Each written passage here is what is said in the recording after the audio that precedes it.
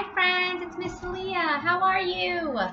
So today everybody is going to become a scientist, and I'm going to introduce you to Ada Twist Scientist. That is the read aloud that I'm going to be sharing with everyone today. So come on over and let's get ready for a great story. I thought it would be a great idea to include my sequence cards. So sequence words are first, next, and last. And I like to, use these as I'm reading a story to my pre-K students because it makes reading more fun. We get to ask more questions, we get to answer more questions, and then we build our vocabulary, which is even better. And I made these just with some materials that I had at home. Paper, markers, stickers, a pair of scissors, and then I used a straw that I cut in half, and then I just secured it, or I connected it with a piece of tape. And I use this when we read, and it's a lot of fun. So come on over, come join me. We're going to use our sequence cards, and let's get ready. I'm actually going to take the jacket off of this book so it makes it a little bit more comfortable as I read the book to you.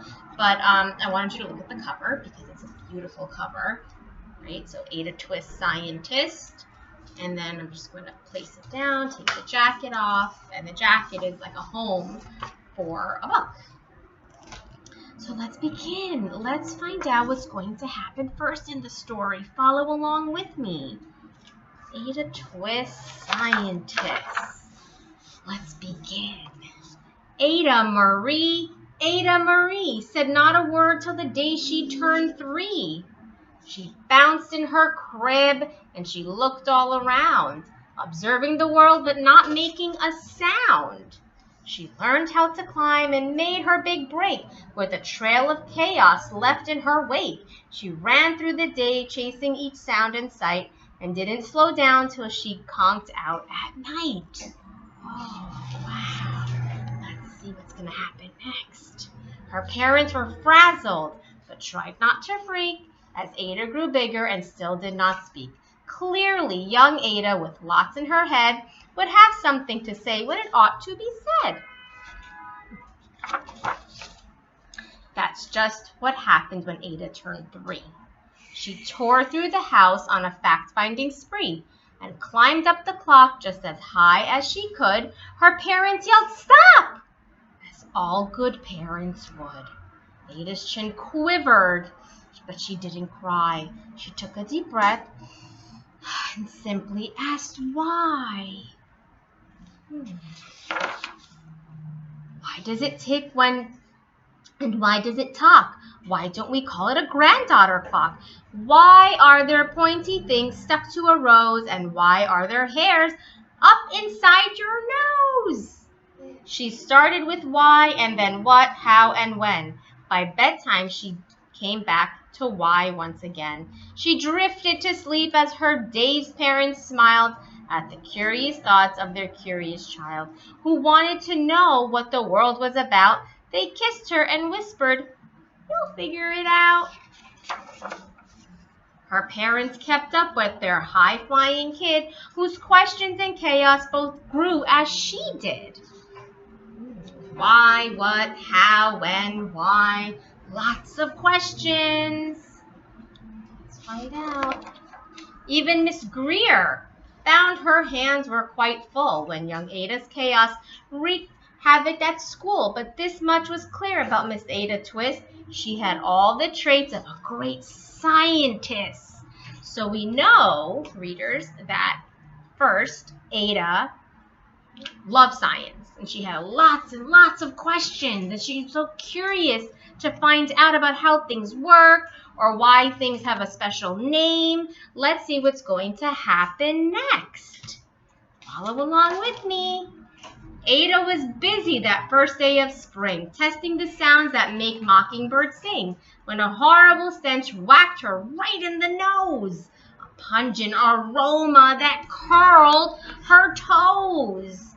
"Zowie!" said Ada, which got her to thinking, what is the source of that terrible stinking? How does a nose know there's something to smell? And does it stink if there's no nose to tell? She rattled off questions and tapped on her chin. She started at the start where she ought to begin. A mystery, a riddle, a puzzle, a quest. This was the moment that Ada loved best. What do you think is going to happen next? I'm a little puzzled also, I wonder. Ada did research to learn all she could of smelling and smells, both stinky and good. One hypothesis Ada thought could be true. The terrible stink came from Dad's cabbage stew. She tested and tested, but soon Ada knew it was time to come up with hypothesis 2. Let's find out. And zowie! The stink struck again. Just like that, hypothesis 2, it's caused by the cat. The cat couldn't make such a stink on its own. It needed perfume and some fancy cologne. So young Ada tested. The test was a flop. She started again, but her parents yelled, "Stop!" Ada Marie, to the thinking chair now. By the time we count to 3. Enough, said her mother. That's it, said her dad. Her parents were frustrated, frazzled, and mad. Why? Ada questioned. Her mother said no. What? Ada queried. Her father said go. You've ruined our supper. You've made the cat stink. Enough with your questions. Now sit there and think. She looked at her parents. Her heart turned to goo. Poor Ada Twist didn't know what to do. She looks very sad. She sat all alone by herself in the hall, and Ada once more could say nothing at all. So Ada sat, and she sat. And she thought about science and Stu and the cat and how experiments made such a big mess. Does it have to be so? Is that part of success? Are messes a problem? And while she was thinking, what was the source of that terrible stinking? Ada Marie did what scientists do. She asked a small question, and then she asked 2. Each of those led her to 3 questions more, and some of those questions resulted in 4. As Ada got thinking, she really dug in. She scribbled her questions and tapped her chin. She started at why, and then what, and how, and when. At the end of the hall, she reached why once again. Her parents calmed down, and they came back to talk. They looked at the hallway, just then had to gawk. No patch of bare paint could be seen on the wall. The thinking chair was now the great thinking wall. They watched their young daughter, sighed as they did. What would they do with this curious kid who wanted to know what the world was about? They smiled and whispered, "We'll figure it out." Let's stop and review real quick. So first we learned about Ada and all of her questions. Next, she really wanted to find out what was that terrible smell. And she was testing out all of her hypotheses to find out where was it coming from. Let's find out what's going to happen last. And just remember, she was sitting and thinking. And now her thinking time became this great big thinking wall. Wow. Turn the page and find out.